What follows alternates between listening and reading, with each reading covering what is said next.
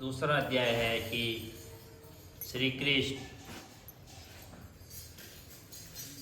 कृष्ण जी भगवान से बोले कि हे प्रिया, गुणवती ने राक्षस द्वारा अपने पिता और पति का मरना सुना है तो दुखित हुई और रुदन करने लगी। हे स्वामी, हे पिता, आप मुझे छोड़कर कहाँ चले गए हैं? मैं आपके बिना क्या करूं? अब मेरे भोजन वस्त्र का प्रबंध कौन करेगा? अब मैं किसकी शरण में लूं? मैं विधवा तो हो गई हूँ, पर विधाता का मेरे ऊपर बहुत कोप है। मैं कैसे जीऊँ? और श्री कृष्ण जी बोले कि हे कुकरी के समान विलाप करती हुई, हवा से हिलते हुए केलों के पत्ते की तरह कांपती हुई पृथ्वी पर गिर पड़ी और थोड़ी देर में सावधान होने पर फिर विलाप करने लगी और शोक समुद्र में डूब गई। उस गुणवती ने घर की सभी वस्तुएं बेचकर तथा विधि से अपने पति की पारलौकिक क्रिया की और उसी नगरी में भगवान विष्णु की शक्ति में तत्पर होकर इंद्रियों को वश में कर शांति से रहने लगी और मरण तक एकादशी और कार्तिक मास के व्रत करती रही।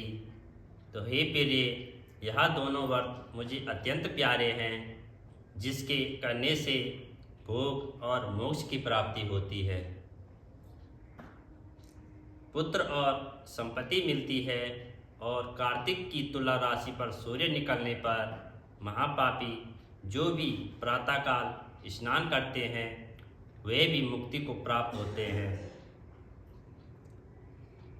जो मनुष्य स्नान, जागरण, दीपदान और तुलसी का पालन करते हैं वे विष्णु के रूप में हैं और विष्णु भगवान के मंदिर में झाड़ना, सतिया और काढ़ना तथा विष्णु की पूजा आदि का कार्य जो मनुष्य करते हैं वह जीवन में मुक्त होते हैं। इस प्रकार वह गुणवती हर एक वर्ष कार्तिक व्रत और विष्णु भगवान का नित्य ही पूजन करती रही।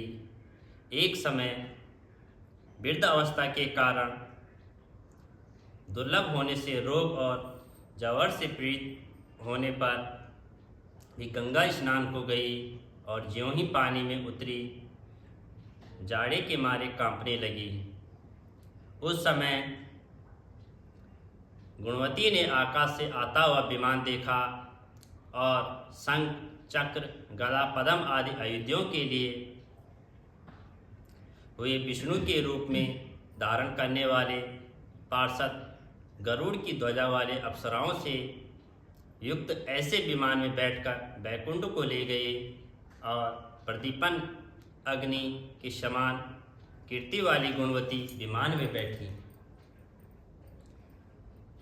और कार्तिक के प्रभाव से मेरे पास आई हुई है। जब ब्रह्मादि देवताओं की प्रार्थना से मैं पृथ्वी पर आया तब से वे गण भी मेरे साथ आए हैं।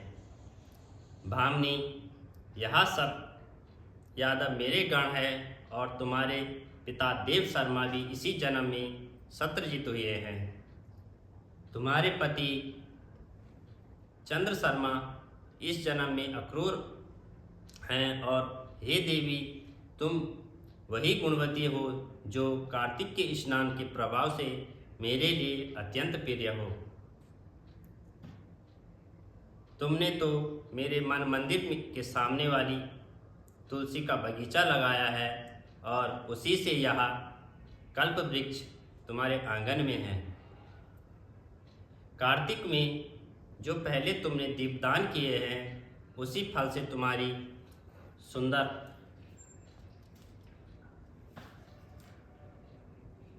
देह और घर में लक्ष्मी देवी का निवास है, जो संपूर्ण वर्तादि पति रूप स्वरूप भगवान को अर्पण किए हैं और इसलिए तुम मेरी पत्नी बनी, जो तुमने जन्म मृत्यु तक कार्तिक व्रत के उपवास किए हैं, और इससे तुम्हारा वियोग मुझसे नहीं, कदापि नहीं होगा।